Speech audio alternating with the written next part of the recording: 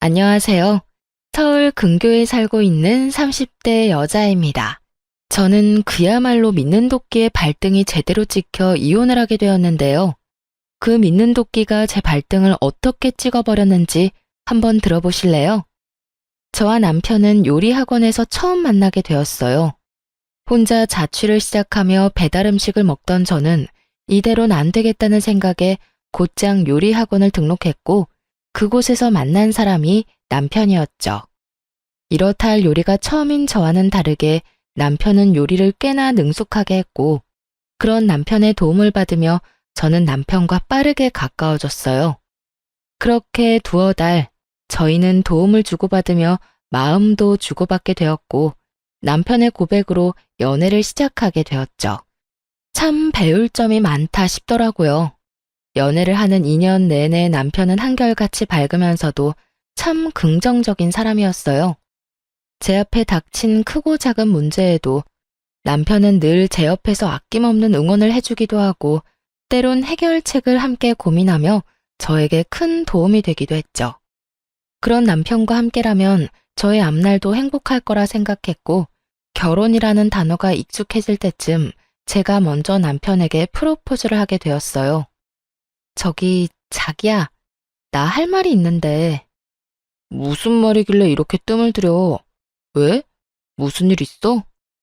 일이 아니고, 아니, 다르게 생각하면 엄청나게 큰일이긴 한데, 우리 결혼할까?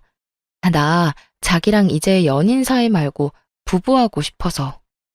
제 말에 남편은 저를 꼭 안아주며 알겠다고 했고, 그렇게 저희는 결혼까지 꼴이 나게 되었습니다. 결혼을 하고 난 후에도 남편은 여전히 다정했으며 제 눈에는 그 어떤 연예인보다 멋진 남자였어요. 전 그런 남편을 많이 사랑했고 저흰 정말 남들이 다 부러워할 만큼 행복한 나날들을 보내고 있었죠. 그러던 어느 날 남편이 많이 지친 얼굴을 하고서 상의할 일이 있다고 하더군요. 처음 보는 남편의 어두운 표정에 전 직감적으로 무슨 일이 있다는 것을 알아챘고 남편의 앞에 앉아 남편의 입이 열리길 기다렸어요. 여보, 나 사실 요즘 많이 지친 것 같아. 회사 일도 그렇고 여러 가지로 내 길을 잃은 기분도 들고 그래. 몸도 마음도 많이 망가지고 지친 상태랄까? 그래서 말인데, 나 회사 그만두고 좀 쉬면서 재정비할 시간을 좀 가지면 안 될까? 항상 밝고 긍정적인 에너지를 뿜어내던 남편의 입에서 이런 말들이 흘러나오니 상황이 보통 심각한 상황은 아니구나 싶더라고요. 이러다 내 남편 잡는 거 아닌가 하는 생각이 들기도 했고요. 그래서 제 눈치만 살피며 기가 죽어있는 남편의 손을 잡고 이렇게 말했어요. 여보, 그런 이야기를 왜 그렇게 눈치를 보면서 말해? 당신이 그렇게나 힘들면 쉬면 되지. 당신 하나 쉰다고 해서 우리 집 안 망해. 그러니까 다른 걱정은 하지 말고 당신 몸, 당신 마음이나 재정비해. 여보, 그렇게 말해줘서 고마워. 고맙긴. 만약 내가 힘들어서 회사 때려치우고 싶다고 하면 당신은 뭐라고 할 거야? 그렇게는 절대로 안 되니 죽는 한이 있어도 회사 다니라고 할 거야? 아니, 그건 아닌데. 그래도 내가 가장이고 남자니까 이런 이야기 꺼내기가 쉽지 않더라고. 가장이고 남편인 거 중요하지. 그런데 여보, 나는 당신이 제일 중요해. 당신이 행복하고 당신이 건강해야 나도 행복해지고 건강해져. 그러니까 이제 부담감 좀 내려놓고 다른 길을 찾아봐. 저는 두말 없이 남편의 의견을 따르기로 했고 남편은 그런 저에게 고맙다며 눈물까지 글썽이더군요. 그 결정이 저에게 피눈물이 되어 돌아올 거라는 생각은 그땐 상상하지도 못했네요. 그렇게 남편은 회사를 그만뒀고 제가 이 집의 가장이 되었죠. 남편은 한동안은 쉬며 다른 일자리는 천천히 알아보기로 했고 저 역시 꽤 쉴 것을 예상했던 터라 그저 남편의 뜻을 지켜보기로 결정했죠. 그간 모아뒀던 것도 있기도 했고 조금 아낀다면 생활이 불가능한 상황도 아니었기에 남편의 퇴직금은 감당할 수 있을 거라 생각했는데 문제는 전혀 예기치 못한 곳에서 일어나더라고요. 그건 바로 남편의 씀씀이었어요.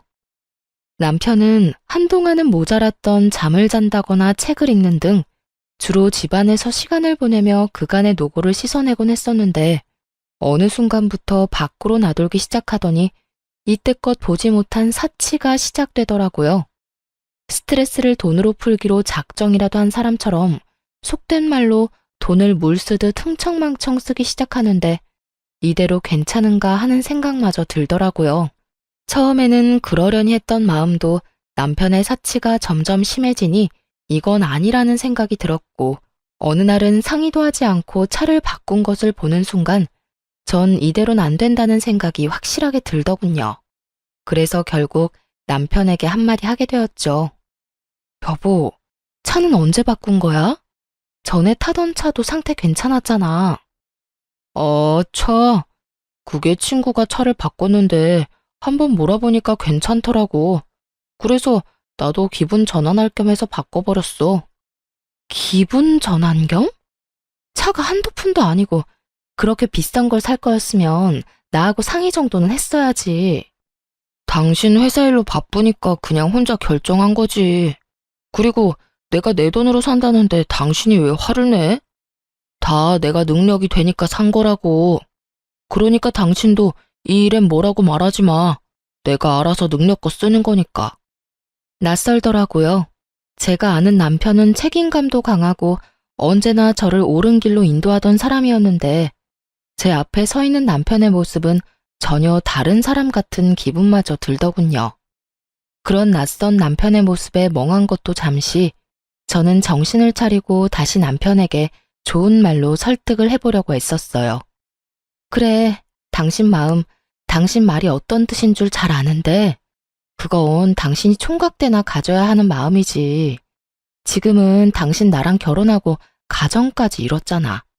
당장은 아니지만 우리 아기도 가져야 할 거고 그러면 돈 드는 데가 한두 군데가 아닐 텐데 지금부터 부지런히 모아둬야 하지 않을까? 꼭 아기 때문만이 아니라 우리가 훗날 조금이라도 편하게 살려면 조금 아끼자는 말이지. 지금 당신이 회사도 쉬고 있는데 새 차가 왜 필요해? 심지어 타던 차도 깨끗하고 고장난 것도 없었으니까 나로선 이 상황이 이해되지 않아. 거기에다가 우린 부부인데 당신이 무엇을 하든 상관하지 말라니.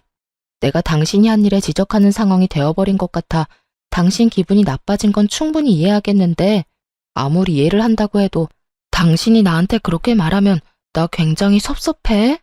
남편은 조곤조곤 말하는 저를 보며 할 말이 없었는지 애꿎은 입술만 잘근잘근 씹으며 제 눈치를 보더라고요. 저 역시 더는 남편 기를 죽이고 싶진 않았기에 더는 장황하게 설명하지 않고 핵심만 짚어 말해주었어요. 어쨌든 내 생각은 그래. 당신이 번 돈으로 당신이 필요한 것 사는 걸 뭐라고 하는 건 아니야. 그러니까 앞으로 한 번 더 생각하고 돈을 썼으면 좋겠어. 알겠어. 나도 아까 말 심하게 해서 미안해. 미안하다는 남편의 말과는 달리 기분이 완전히 상해버린 듯 표정은 좋지 않았고 그날 이후 눈에 보이게 기분 나쁜 티를 내기 시작하더라고요.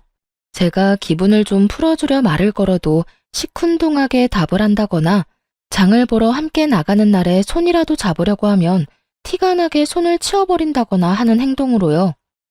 이 모든 언행도 이해가 되지 않았지만 제가 제일 이해가 되지 않는 건 그런 일이 있었는데도 불구하고 고쳐지지 않는 남편의 씀씀이었어요. 말로는 알겠다, 네 말을 다 알아들었으니 앞으론 그러지 않겠다 라곤 했지만 여기저기 숨겨놓은 새로운 옷과 신발이 발견될 때마다 저희 사이엔 미묘한 다툼이 일곤 했어요. 처음 숨긴 것을 들켰을 땐 예전에 사둔 것이라며 변명이라도 하던 남편은 점점 더 뻔뻔하게 변해갔고 어느 날부턴 앵무새처럼 똑같은 말만 뱉어내더군요. 여보, 이 옷은 또 뭐야? 이거 엄청 비싼 거 아니야? 또 샀어? 세일하길래 샀어. 당신 정말 왜 이래? 내가 이런 말까진 하지 않으려고 했는데 당신 일을 쉬면 씀씀이라도 줄여야지. 어떻게 수입도 없는 사람이 수입이 있을 때보다 돈을 더 헤프겠어. 아, 진짜. 내가 벌어놓은 돈으로 이때껏 고생한 나한테 보상 좀 하겠다는데 뭘 그렇게까지 나무라기만 해. 당신이 이러면 이럴수록 난 더 숨이 막힌다고. 그러니까 그냥 좀 내버려두면 안 돼? 모든 일엔 정도라는 것이 있는 것인데 남편은 그 정도라는 것은 알지도 못하는 사람처럼 굴었고 상황이 그렇게까지 되자 저는 더 싸우고 싶지도 않아 입을 다물게 되더군요. 제가 입을 다물자 저희의 사이는 다시 좋아졌고 저는 저것도 다 한때일 거란 마음으로 남편을 지켜보기로 했죠.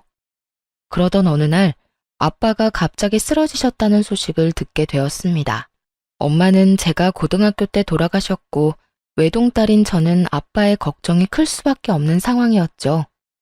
천만 다행으로 아빠는 위험한 고비는 넘기고 수술을 하게 되었지만 의식이 없던 터라 수술비를 제가 마련해야 하는 상황이 되어버렸어요. 친정에 돈이 없는 것은 아니었으나 아빠가 의식이 없으니 여기저기 적금 등으로 묶인 친정 돈은 제가 마련할 방도가 없었고 아빠도 저도 신용카드는 쓰지 않던 터라 갑작스럽게 큰 현금이 필요한 상황이었어요. 저는 하는 수 없이 시댁으로 찾아가게 되었습니다. 사실 제가 결혼을 하고 난 후 얼마 되지 않았을 때 시댁에 금전적 위기가 있었는데요. 시집 오기 전 아빠가 비상금을 하라며 주셨던 돈을 시아버지에게 빌려드린 적이 있었거든요. 아버님, 이거 제가 시집 올 때 비상금으로 받아왔던 돈이에요. 요즘 힘드시다는 이야기 들었는데 이걸로 우선 급한 불부터 끄세요. 아가야, 내가 아무리 급하다고 한들 어찌 이 돈을 받을 수가 있겠느냐? 어차피 제가 가지고 있어도 지금은 쓸 데도 없는걸요. 일단 쓰시고 여유 되실 때 이자까지 쳐서 주세요. 고맙다 고마워. 내가 조금씩 갚아나가마. 내가 이 은혜 잊지 않으마 아가. 시부는 그때 해준 약속처럼 저에게 다달이 돈을 갚아주고 있었지만 지금 현재 저에겐 큰 돈이 필요했기에 이젠 사정이 나아진 시댁을 찾아갈 수밖에 없는 상황이었죠. 갑작스러운 저의 방문에도 시댁에는 시모뿐 아니라 시부도 저를 기다리고 계셨고 저의 안색이 좋지 않음을 눈치를 챈 시부가 무슨 일이냐며 물어왔어요. 아가야, 무슨 일이길래 안색이 그리도 좋지 않은 게야? 그게 친정아버지가 쓰러지셨어요. 그래서 수술비가 급하게 필요한데 갑자기 그 큰 돈을 구할 데도 없고 해서 앞전에 빌려드린 돈을 좀 받을 수 있을까 해서요. 아무래도 돈 이야기이니 조심스러워질 수밖에 없었고 그 어느 때보다 신중하게 꺼낸 말이 끝나자마자 시부와 시모의 눈치를 살필 수밖에 없더군요. 그런데 제 말을 들은 시부의 얼굴이 불그락 푸르락 환한 얼굴이 되어갔고 전 왜 그러는지 이유를 알 수 없으니 그저 눈치만 더욱 살피게 되더라고요. 그간 시댁 어른들의 인성을 지켜본 바론 제가 단순히 돈 이야기 좀 꺼냈다고 저리 인상을 찌푸릴 사람들이 아니었던 터라 전 시부가 화를 내는 그 상황이 좀처럼 이상하게 느껴지더군요. 침묵은 저의 예상보다 길어졌고 그 무거운 침묵을 깬 건 다름 아닌 시모였습니다. 이 자식이 진짜 도대체 무슨 짓을 하고 다니는 거야? 시모의 첫마디에서 알게 되더라고요. 아, 남편이 큰 사고를 치고 있구나 하고요. 전 최대한 마음을 가다듬으며 시모에게 연유를 물었어요. 어머님, 왜 그러세요? 아가, 혹시 네 남편한테 돈 받은 거 없니? 네? 돈이요? 무슨 돈이요? 그게 네 남편이 얼마 전에 너한테 큰 돈이 필요하다면서 돈을 좀 많이 받아갔어. 그때 좀 이상하다 싶긴 했는데 아무래도 돈 이야기이다 보니까 너도 선뜻 이야기 꺼내기 힘들 수도 있겠다 싶어서 우린 너한테 부담 주기 싫어서 연락을 안 했던 건데 이를 정말 어째? 그간 남편의 사치스러운 행적들이 떠오르며 어이가 없어 할 말이 생각나지 않더라고요. 자기가 번 돈으로 자기가 쓴다고 하더니 사실은 그 돈들이 아빠가 준 제 돈이었으니까요. 도무지 이때껏 제가 알고 있던 남편의 모습은 무엇이었나 하는 마음도 들더라고요. 저의 이 복잡한 마음을 눈치챈 시부는 헛기침으로 제 시선을 잡아끈 후 이렇게 말하더군요. 아가, 생각이 많은 거 안다. 나도 이렇게 마음이 복잡한데 너는 오죽하겠어? 그런데 일단 급한 불부터 끄고 생각하자꾸나. 내가 일단 지금 급한 돈은 당장 마련해주마. 일단 우리 사돈부터 살리고 보자꾸나. 그리고 내가 미안하다. 그렇게 큰 돈을 그냥 내주는 것이 아니었는데 정말 미안하구나. 사실 남편이 잘못한 것이지 시댁에서 잘못한 것은 아니었지만 제가 처한 상황은 그 돈을 가져간 남편을 닥달해 돈을 받아낼 때까지 기다릴 만한 여유가 없었어요. 그랬기에 시부가 마련해준 돈을 얼른 받을 수밖에 없었죠. 아니에요, 아버님. 제가 감사하죠. 꽤 큰 금액인데 이렇게 주셔서 감사해요. 아니다. 본래 네 돈이었는데 뭘. 이렇게 힘든 이야기 꺼내게 해서 미안하구나. 그 자식이 실망하게 한 것 또한 미안하고. 이렇게 저에게 용서를 구한 시부의 표정은 섬뜩할 정도로 화가 나 보였고 시모 역시 시부의 표정과 다를 바가 없었죠. 어쨌든 전 돈을 마련해 아빠의 수술비를 무사히 치를 수 있었고 수술을 마친 아빠는 의식도 회복하고 경과도 좋았죠. 그렇게 아빠가 건강을 되찾아가는 사이 남편은 바쁜 저를 대신해 아빠의 병실을 오가며 간호하고 있다는 이야기를 아빠에게 들을 수 있었어요. 저를 대신해 아빠를 돌봐주는 것은 고마운 일이 분명했지만 그 큰 돈을 받아서 다른 것도 아닌 사치하는 데 쓴 것은 절대로 용서가 되지 않더라고요. 바늘도둑이 소도둑 된다고 사람 하나 고치는 것이 얼마나 힘든 일인 것임을 잘 알기에 저는 그 상황을 어떻게 풀어나갈지 더 큰 고민에 빠지게 되었어요. 이혼해야 한다는 생각을 하고는 있지만 이혼이 쉽게 내릴 결정도 아니었고 무엇보다 아빠의 건강이 회복되고 있다고는 하나 언제든 다시 나빠질 수도 있는 상황이니 고민은 더욱 커져만 갔고 신중에 신중을 가하게 되더군요. 하지만 그 모든 것이 걸리는 상황이라도 남편과 이야기를 나눠 똑바로 짚어야 하는 문제임은 확실했죠. 저는 여전히 저에게 심드렁한 남편을 붙잡고 말했어요. 여보, 나랑 이야기 좀 해. 무슨 이야기? 나 아버님, 어머님께 이야기 다 들었어. 당신 내 핑계를 대면서 내가 빌려드린 돈 거의 다 받아갔다며? 어떻게 된 일인지 설명해. 제 말을 들은 남편은 눈빛이 흔들리기 시작하더니 퍼렇게 질린 얼굴을 하고서 고개를 떨어뜨리더군요. 그렇게 고개만 숙인다고 상황이 해결되지 않아. 그러니까 어떤 말이든 해봐. 남편은 저의 닥달에 망설이는 듯 싶더니 이내 입을 열더군요. 그게 처음부터 이럴 작정은 아니었어. 쉬면서 몸도 마음도 회복되고 나니까 그동안 악착같이 산 게 후회가 되더라고. 이러다 죽으면 다 소용없겠다 싶기도 했고. 그래서 이것저것 사다 보니까 카드값이 감당이 안 됐어. 거기에다 차도 대출받아 덜컥 사버리긴 했는데 그 다달이 나가는 돈이 감당이 더욱 안 되는 거야. 돈은 필요한데 돈은 없으니까 신용대출도 조금 받았어. 그러다 정신 차려보니 당신한텐 말도 못 꺼낼 만큼 빚이 늘어 있었고 그래서 그런 짓까지 하게 된 거야. 빚이 빚을 낳는다더니 그 말 하나 틀린 것이 없더라고요. 남편은 감당하지 못할 만큼의 사치를 부리고 있었고 그 결과 저에게 큰 실망을 안겨주었던 것이었죠.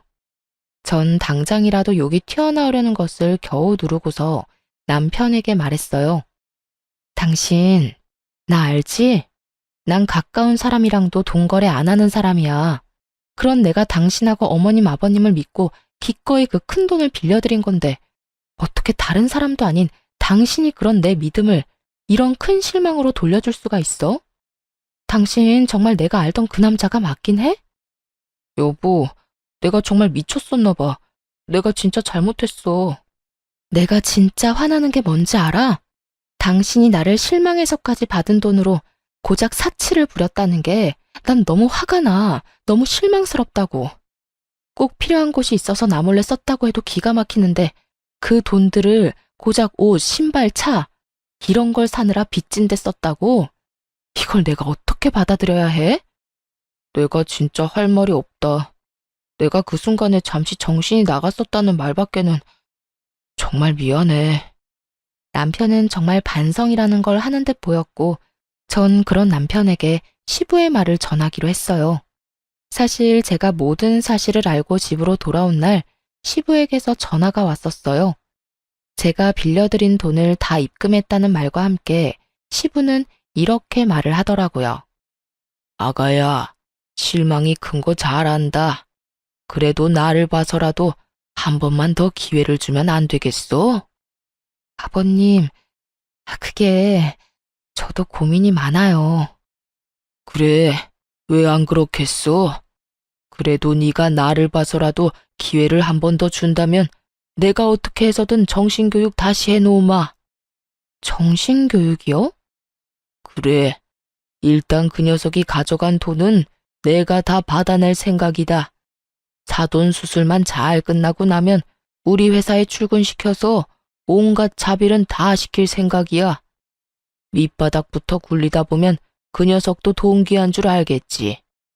옆에서 끼고 있으면서 인간 한번 만들어 보마. 그러니 나를 믿고 한 번만 더 지켜봐주면 안 되겠어?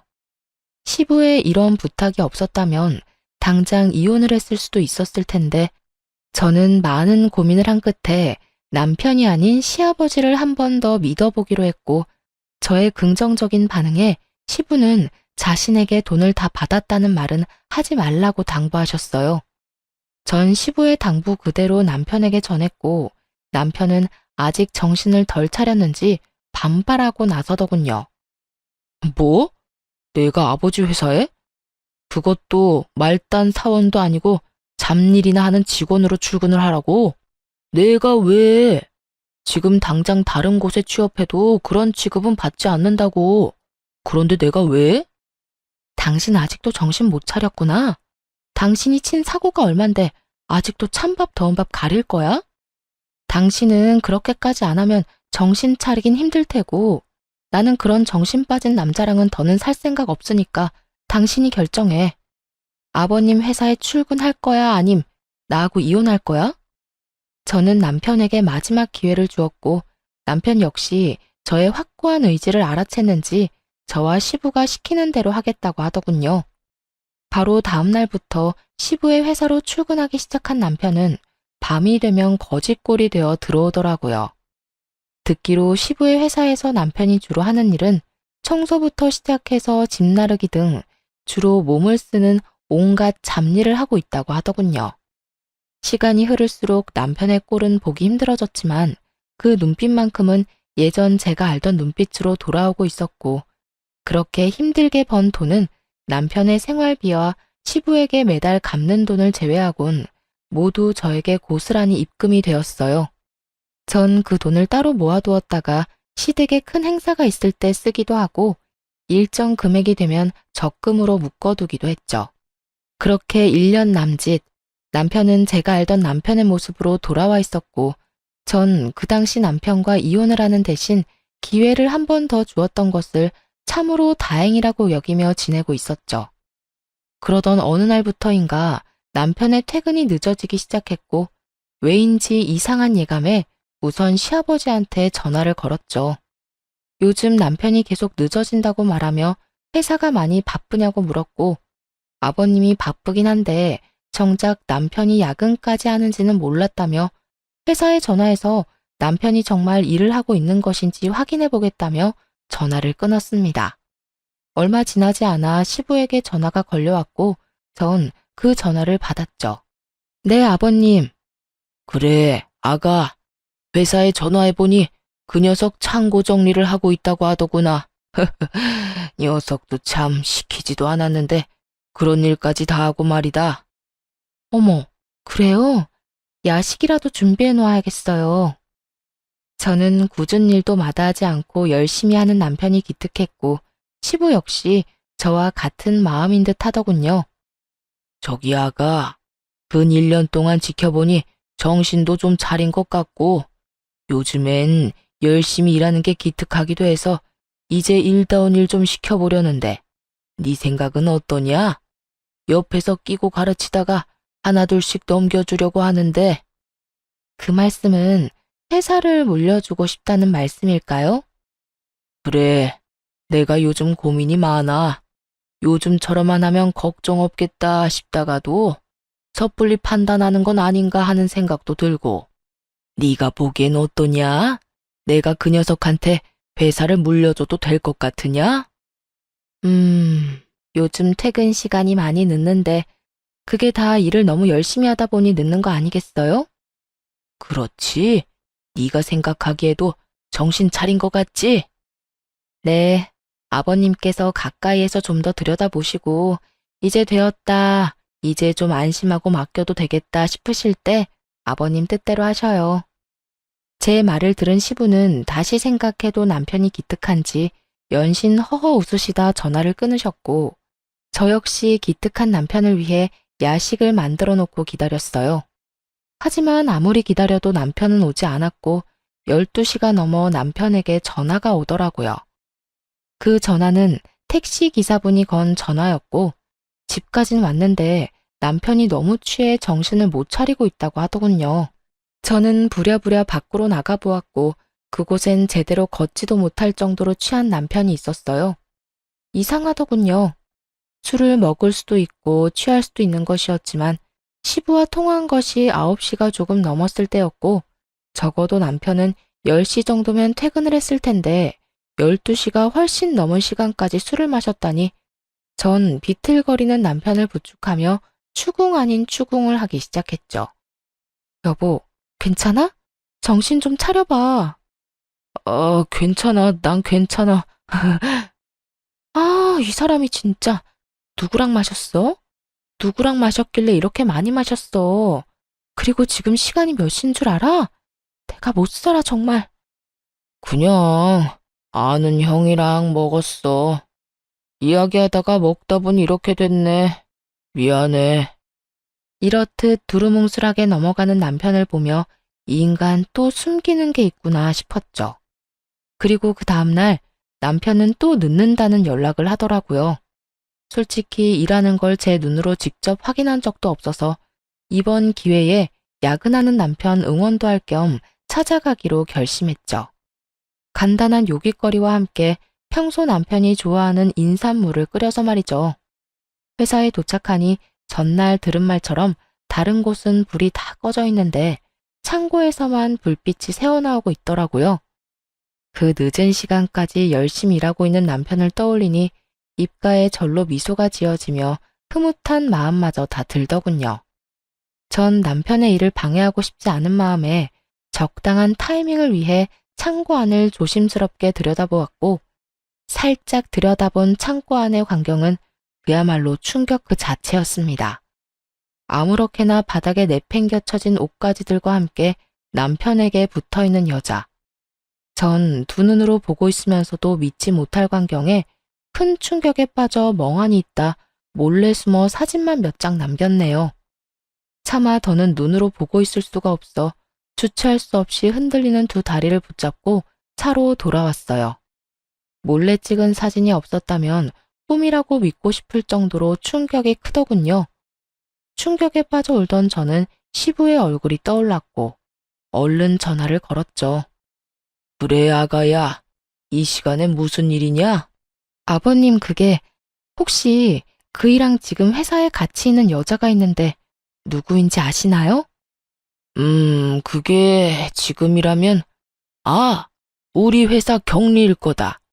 오늘 창고 재고조사하면서 정리한다고 했었어. 김 과장도 오늘 남았나? 외근 나갔었지. 두 사람이 우리 회사에 오래 일한 사람들이라 한다.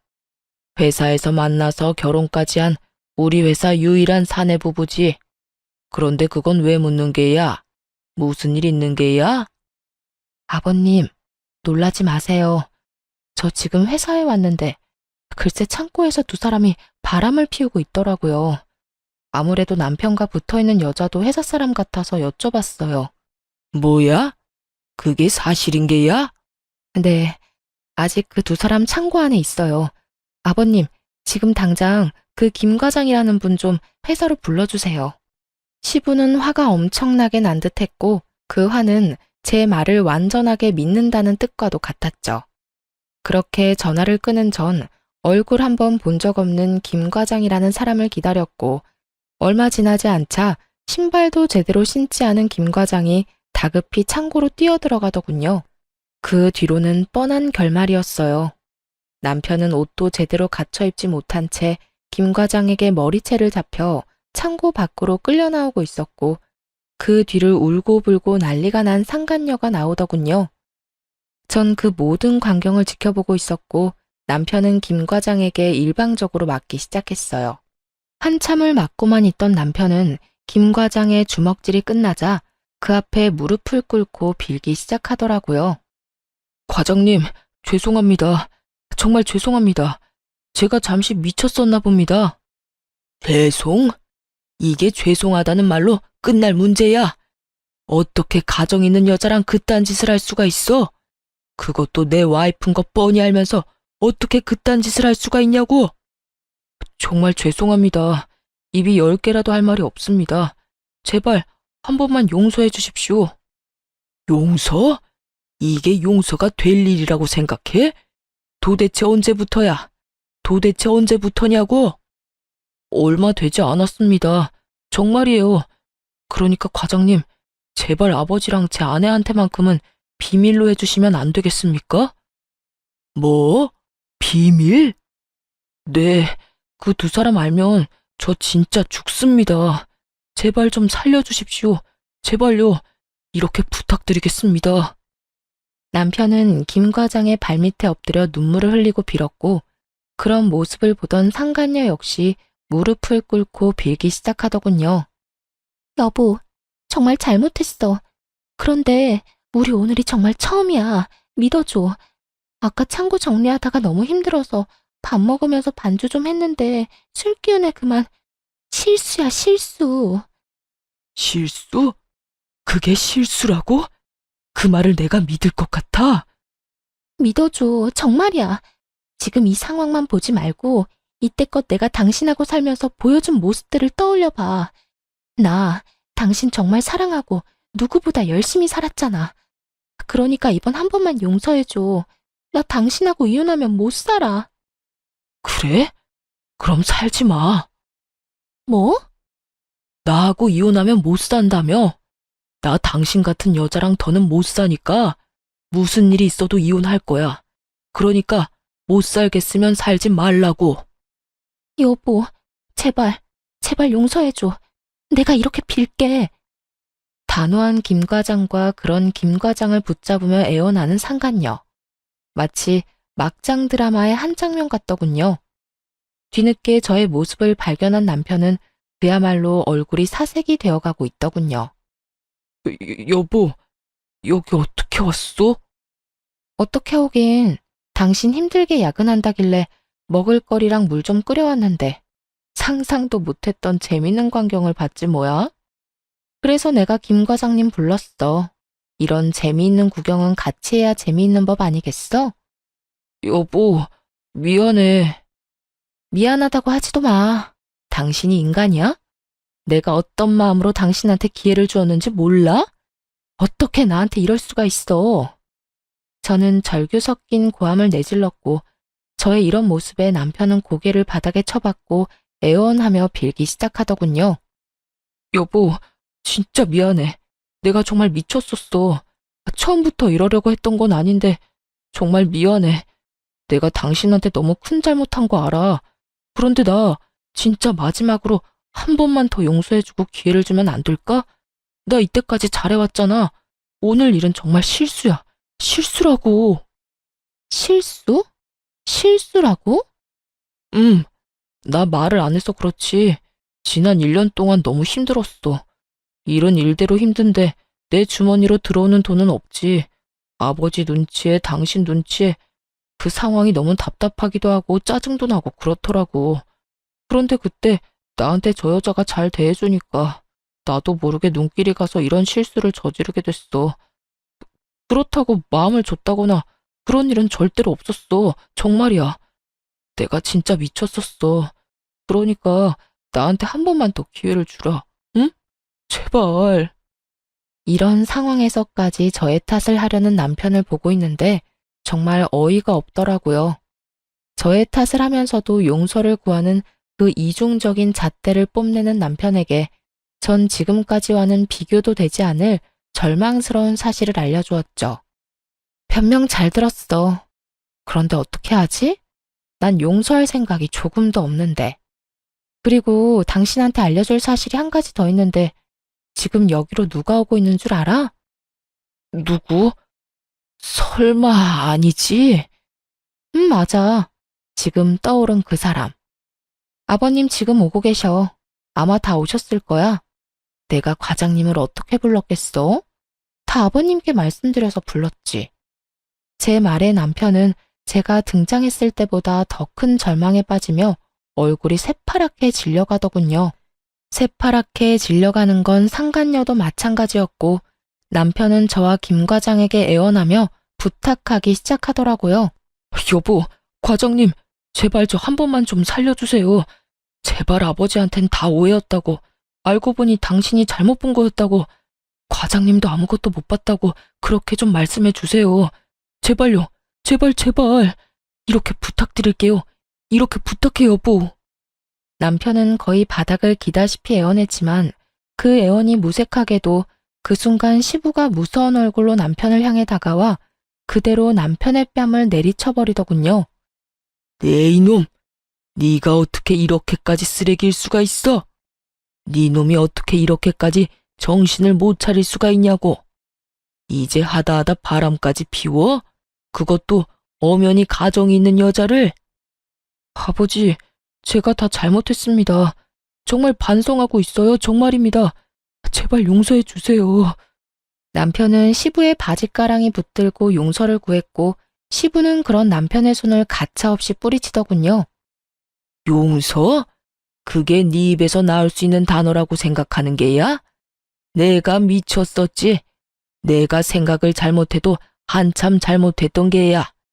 네가 요즘 열심히 일하는 것 같길래 내 회사를 맡겨도 될 거라고 내 잠깐 착각을 했구나.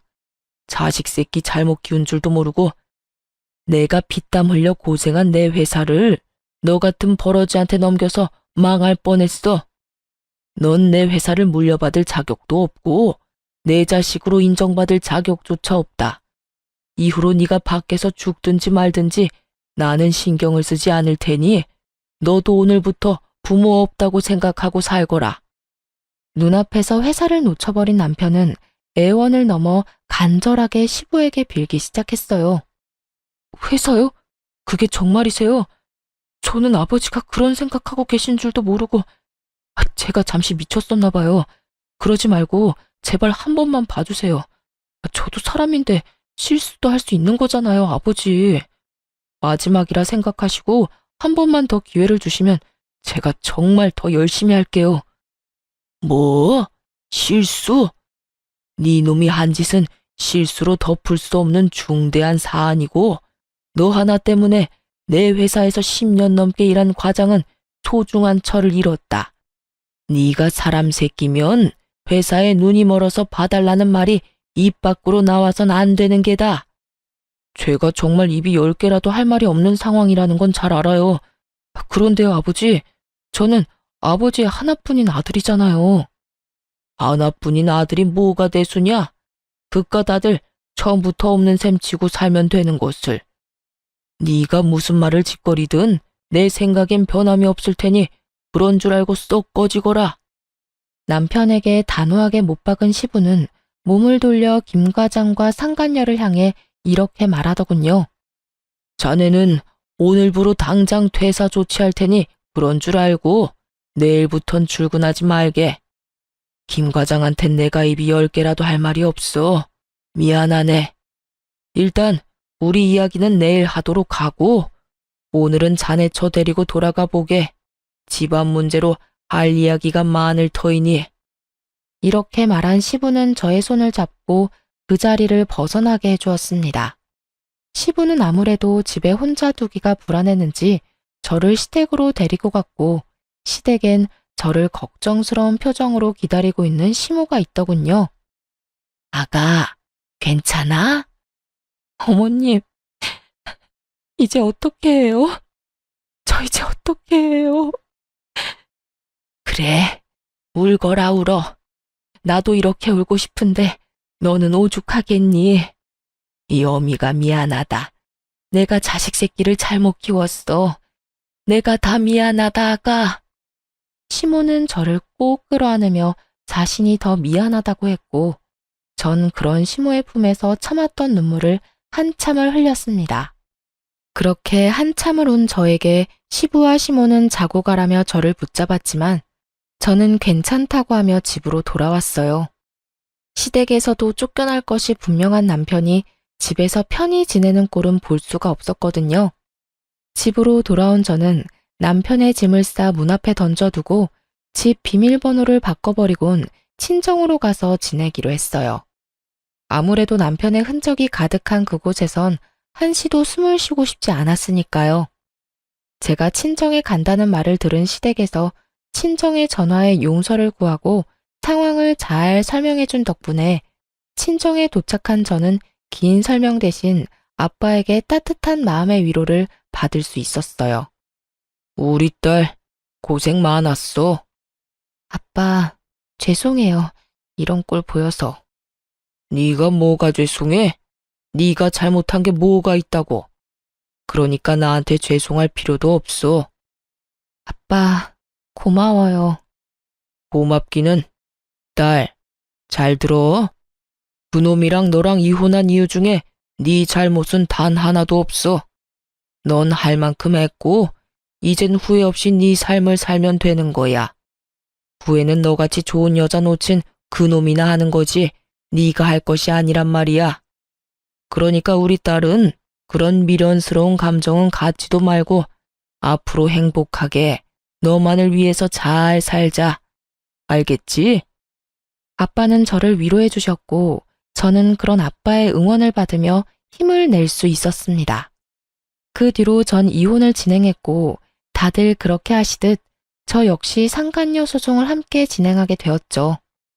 저의 예상대로 두 사람은 하룻밤의 실수가 아니었고 그 증거들은 시부의 회사 내 CCTV에서 심심치 않게 나오더군요. 여러 증거 덕에 저는 위자료를 두둑하게 챙김과 동시에 재산 분할 역시 저에게 유리한 쪽으로 판결이 나며 성공적인 이혼을 하게 되었습니다. 전 남편은 아예 시댁에서 쫓겨났다고 들었어요. 상간녀와 외도를 저지르며 빚을 또 내고 있었던 터라 이리로 보나 저리로 보나 생각할 필요도 없이 빚쟁이가 된 것은 자명한 일처럼 보이더군요. 거기에다 저에게 위자료를 줬을 뿐 아니라 상간남 위자료도 줬을 테니 그 인간에게 남은 인생도 참 한숨뿐이겠더군요. 상간녀 역시 이혼을 당했고 이혼을 하고 난 후에는 빚쟁이가 된 전 남편을 버리다시피 하고 도망을 갔다는 이야기를 들을 수 있었습니다. 그 뒤론 전 남편의 소식을 듣지 못하고 살았는데 몇 달이 흐른 어느 날 시부에게서 연락이 왔더라고요. 며칠 전 전 남편이 시댁으로 찾아왔는데 제 생각이 나더라면서요. 아가, 잘 지내고 있어? 네, 그럭저럭 지내고 있어요. 아버님이랑 어머님은 잘 지내시죠? 그럼 우린 잘 지내고 있다. 며칠 전에 그 녀석이 집으로 찾아왔더구나. 그래서 네 생각이 나서 전화해봤어. 어떻게 지내나 싶어서. 아, 그랬어요? 아직 집에 들이지 않으셨던 거예요? 전 이쯤이면 당연히 집에 들이셨을 거라 생각하고 있었는데. 집에 들이기는 무슨 거짓골을 하고 찾아왔길래 다시는 찾아오지도 말라고 소리치곤 대문도 안 열어줬다. 꼴을 보아하니 빚이 산더미인 것 같더구나. 지내는 곳도 마땅하지 않은 것 같았고 그래도 받아주지 않았어. 그딴 놈 받아줘봤자 내 명줄만 재촉하는 꼴이지 않겠냐. 또 무슨 짓을 벌여 내 뒤통수 칠 줄도 모르는 일이고. 나도 나지만 네 시어머니가 화가 단단히 나서 절대 안 받아줄 거라고 하더구나. 아, 그러셨어요. 아무리 그래도 속은 많이 상하셨겠어요. 속상한 거야 말도 못하지만 어쩌겠냐. 자식 새끼 잘못 키운 벌이다 생각해야지. 어찌되었든 너만 잘 지낸다고 하면 다 되었다. 목소리 들어보니 괜찮은 것 같아 조금은 안심이 되는구나. 앞으로도 잘 살거라 아가. 네, 아버님. 연락 주셔서 감사해요. 건강하세요. 그렇게 전화를 끊은 후 시부와 시모에게 감사한 마음에 눈물이 나더군요. 피 한 방울 섞이지 않은 전 며느리에게 이렇게까지 마음을 써주시는 게 쉬운 일은 아니니까요. 전 남편의 일만 아니었다면 좋은 가족이 되었을 텐데 참 안타까운 마음도 들더군요. 시부의 연락을 마지막으로 더는 전 남편의 소식은 들을 수 없었지만 궁금하진 않더군요. 전 제 나름대로의 복수를 다했다고 생각했기에 더는 지나간 악연을 떠올릴 필요가 없었으니까요. 그 후로 전 여전히 회사에 다니며 잘 지내고 있습니다. 집은 이혼 후 친정과 가까운 곳으로 이사를 했고 아빠 건강도 많이 좋아지셔서 주말에는 주로 친정에서 시간을 보내거나 아빠와 나들이를 가거나 하고 있어요. 아, 최근에는 아빠가 집에서 쉬게 되시면서 이쁜 반려견을 한 마리 선물했었거든요. 그런데 그 반려견을 산책시키며 알게 된 여사님과 요즘 좋은 감정으로 가깝게 지내시는 것 같아 여러모로 흐뭇한 나날들을 지내고 있어요. 요즘 알게 모르게 저와 보내시는 주말이 줄어드는 것을 보아하니 조만간 여사님을 저에게 소개시켜주는 날을 기다리고 있기도 하답니다. 긴 세월 외로웠던 저희 아빠 구제해준 여사님을 뵙게 되면 제가 정말 잘 대해드리려고요. 전 아직 재혼 생각은 절대 없어요. 이혼할 당시에 그런 생각이 많이 들더라고요.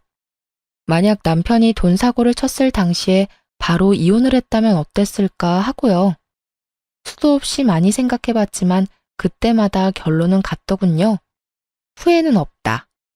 사연을 듣고 계신 분들은 이런 제 생각이 답답하실지 몰라도 저는 그렇더라고요. 만약 그때 바로 이혼했다면 전 남편이 외도를 저지른 꼴은 보지 않았겠지만 고작 돈 때문이라는 생각으로 했을 이혼이라면 분명 후회했을 거라고요. 하지만 지금의 전 볼 꼴 못 볼 꼴을 다 봤고 그로 인해 오만정이 다 떨어진 상태이기에 후회는커녕 후련하기까지 해요. 그렇기에 지금의 삶이 더 감사하고 만족하며 잘 살고 있어요. 이로써 저의 길었던 사연은 끝이 났네요. 제 사연을 함께 해주신 모든 분 너무나도 감사하고 다들 늘 행복하세요.